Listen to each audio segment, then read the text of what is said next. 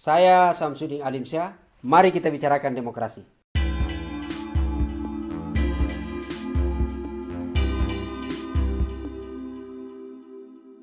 Terima kasih Pak Moderator. Selamat pagi, salam sejahtera untuk kita semua. Saya duduk aja nggak apa-apa ya? Tidak aja. Di sini judulnya adalah evaluasi dan masa depan penegakan hukum serta demokrasi di Indonesia. Artinya di sini kalau saya pisah ini ada dua. Evaluasi penegakan hukum serta demokrasi di Indonesia selama ini, dan kemudian bagaimana dampaknya terhadap masa depan Indonesia. Jadi ini dulu kita evaluasi. Kalau penegakan hukum selama ini tidak berdasarkan keadilan, maka masa depan Indonesia akan tidak baik-baik saja, gitu. Dan demokrasi juga tidak baik-baik saja. Maka kita lihat bagaimana penegakan hukum selama ini. Saya mencatat banyak penegakan hukum tidak berjalan. Bahkan pelanggaran-pelanggaran konstitusi selama ini didiamkan. Bagaimana dengan undang-undang, misalnya Perpu COVID-19. Perpu COVID-19 jelas-jelas melanggar konstitusi, yaitu melanggar atau membatasi wewenang DPR sebagai pengguna anggaran atau pengawas anggaran APBN. Jadi Perpu COVID-19 memberikan kekuasaan kepada Presiden untuk menentukan anggarannya sendiri.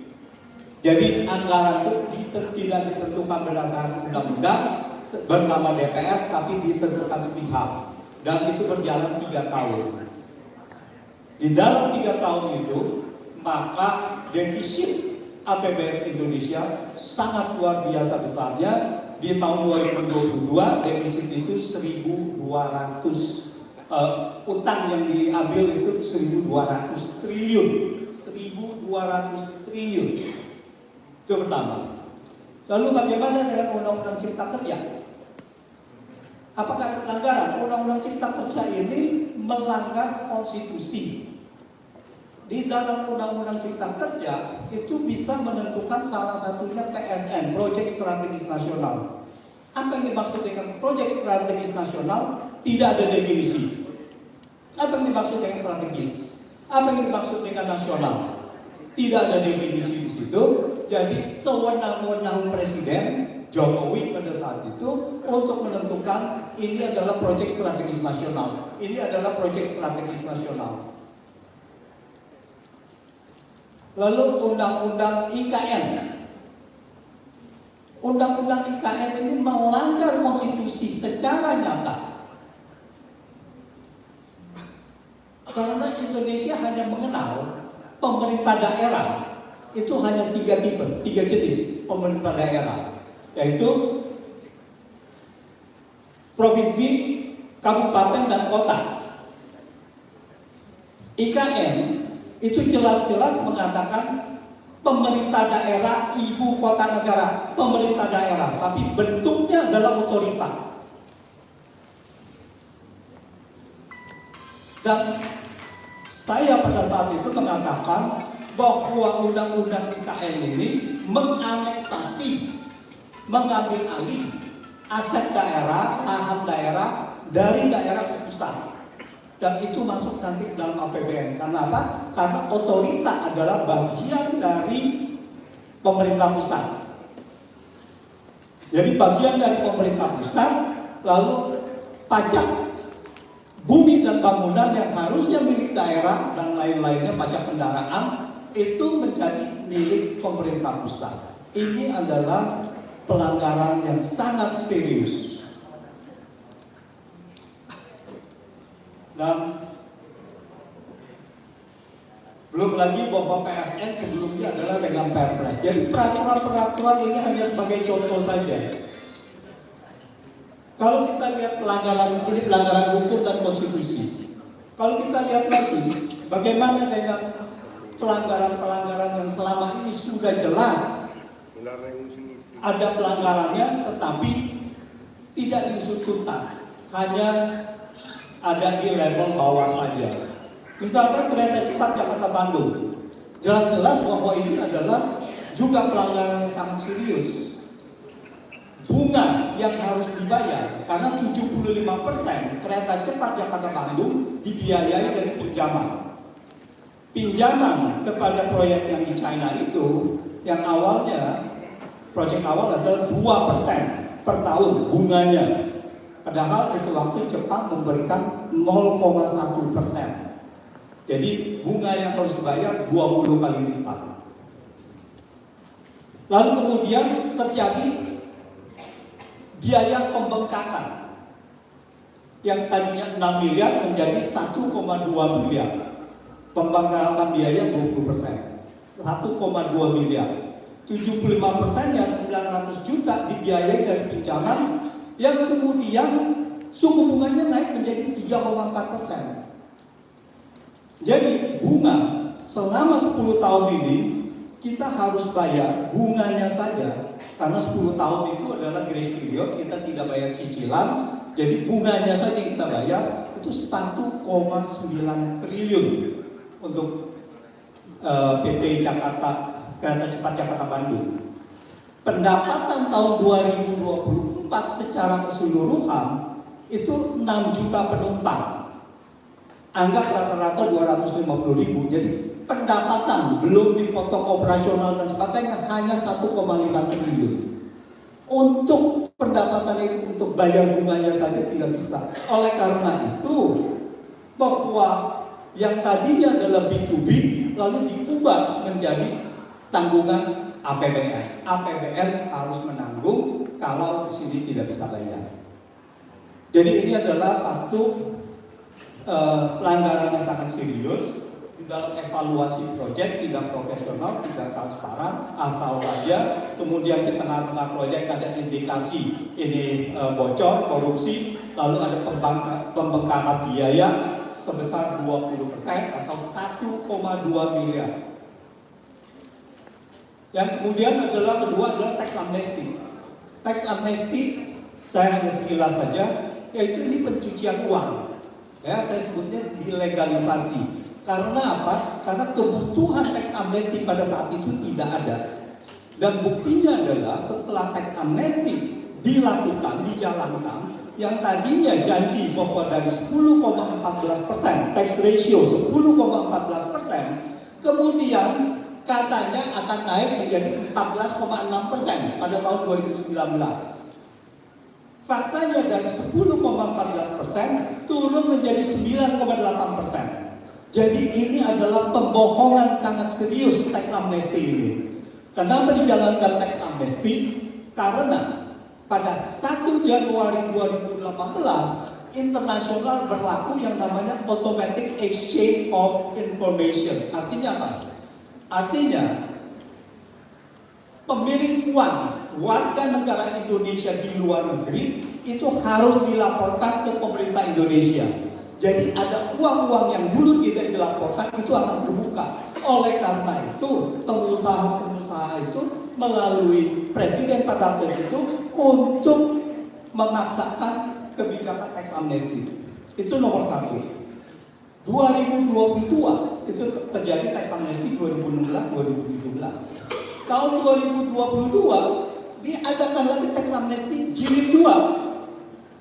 Kenapa harus ada di 2022 tax amnesty jilid 2? Kalau kita lihat semasa pandemi itu ada uang negara 1.000-2.000 triliun lebih yang kemudian di situ adalah bocor sangat besar. Apa indikasinya bocor sangat besar? Kita lihat proyek BTS Kominfo, ya, yang menterinya masuk penjara. Itu proyek 10 triliun, terungkap 8 triliun itu adalah tidak benar bocor.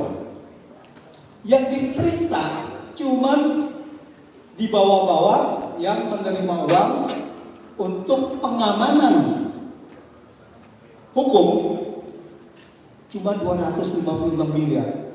8 triliun ini, korupsi 8 triliun ini belum terbuka. Jadi artinya tidak ada penegakan hukum di sini yang benar-benar menyentuh ke atas. Kemudian korupsi nikel, tambang nikel ilegal, Blok Mangiodo, itu sudah orang yang ditangkap, tetapi cuma sampai di situ. Apakah ada mereka bisa tambang jutaan, ratusan ribu ton tanpa diketahui oleh petinggi, oleh pejabat? Tidak mungkin. Mastermind di sini adalah, pelaku utamanya adalah namanya Windu Aji Sutanto. Windu Aji Sutanto merupakan 2 periode relawan Jokowi. Nah ini kan harus diusut sampai semana ini. Dia 2 periode relawan Jokowi, Windu Aji Sutanto. Kemudian timah. Di dalam persidangan timah sudah disebut bahwa Pak Jokowi minta tambang PT Timah membeli tambang ilegal. Sudah disebut di dalam persidangan, tapi stop. Banyak lagi kalau saya mau sebut, banyak. Belum minyak goreng. Nah, minyak goreng ini ada yang namanya politik sprinting. Kalau dia tidak menyerahkan ketua umum, akan dibongkar kan gitu kan. Ya, jadi dijadikan politik sandera. Jiwasraya Asabri ini rugi sampai, Asabri aja 30 triliun, Jiwasraya sampai 20 triliun. Dirut atau direktur dari Jiwasraya pada saat masa jaya-jayanya dia sebelum kasus Jiwasraya terbongkar, dia itu duduk sebagai salah satu di KSP. Jadi setiap apapun namanya, staf khusus atau apa, itu ada di KSP, Kepala Staf Presiden. Itu ada. Jadi ini ada di lingkaran-lingkaran atas. Belum perkebunan ilegal kelapa sawit. Sudah diakui bahwa oleh Luhut ada 3,3 juta hektar ilegal. Yang sekarang katanya Prabowo mau ambil itu sebagian dan sudah dibikin satgas untuk perkebunan kelapa sawit yang lahan-lahan ilegal mau disita. Mudah-mudahan dan akan dikasihkan ke koperasi atau rakyat. Mudah-mudahan itu bisa berjalan. Kemudian judi online. Judi online sebelumnya adalah sudah tertangkap, yaitu siapa namanya? Bukan sebelumnya. Yang tembak itu. Sambo. Nah, Sambo. Nah ini kan semuanya kalanya. Lalu kemudian itu prakteknya masih berjalan terus. Lalu kemudian kita tahu bahwa staf dari Budi Ari terlibat. Pertanyaannya adalah, kalau staf dari Budi Ari terlibat, yang rekrutmennya tidak sesuai dengan rekrutmen normal, yang harusnya tidak diterima tetapi tetap diterima, apakah menteri ini tidak terlibat? Itu pertanyaannya kan. Seandainya dia pasti tahu atau dia tahu bahwa dia terlibat, pertanyaannya adalah apakah atasannya menteri ini tidak terlibat? Apakah tidak tahu? Dengan adanya fakta ini, banyak sekali yang seharusnya presiden mengetahui hal ini. Presiden pada saat itu. Nah, yang paling seru ini bansos. Bansos belum lama ini Luhut mengatakan ada 500 triliun ya. 50% ini adalah salah.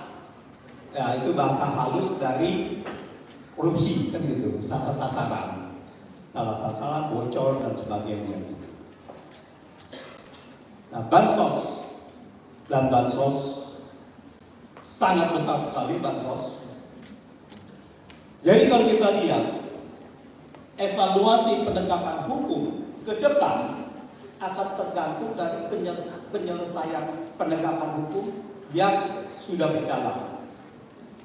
Nah, kalau tanpa ini tidak diselesaikan secara tuntas, masih ada ganjalan, maka penyelenggaraan negara ke depan ini akan terkena dampak dari yang lama-lama. Jadi tidak akan, jadi kekotoran ini akan terbawa terus. Nah, jadi tonggaknya ke masa depan, maka kita tidak bisa tahu apakah kita bisa perkirakan saja. Jadi perkiranya adalah bagaimana kita lihat penegakan hukum yang ada sekarang. Kalau kita lihat terkait dengan PSN, ada baiknya, ya, ada ketegasan pagar laut dibongkar dan sebagainya. Tetapi juga ada yang mengira bahwa hal ini hanya di permukaan saja. Jangan sampai seperti penegakan hukum yang lama-lama itu, yaitu cuma di bawah saja, katanya desa Kohot, ya, kepala desa Kohot yang akan dikorbankan. Saya akan menjawab, saya membuat sertifikat palsu. Sertifikat palsu itu ada di laut, yang di darat masih belum tersentuh. Itu dua kasus yang berbeda, laut dan darat. Gitu.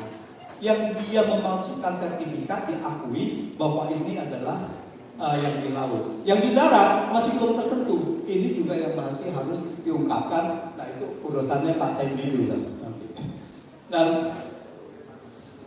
Dan kalau kita lihat mengenai sertifikat ini, kalau dia palsu, maka yang terlibat semuanya, Pak Abraham bisa indikan, bahwa yang terlibat semuanya itu juga akan terlibat. Notaris misalkan kalau dia tahu, pembeli juga akan terlibat itu semua gitu. Jadi tidak bisa berhenti dengan di kepala desa aja.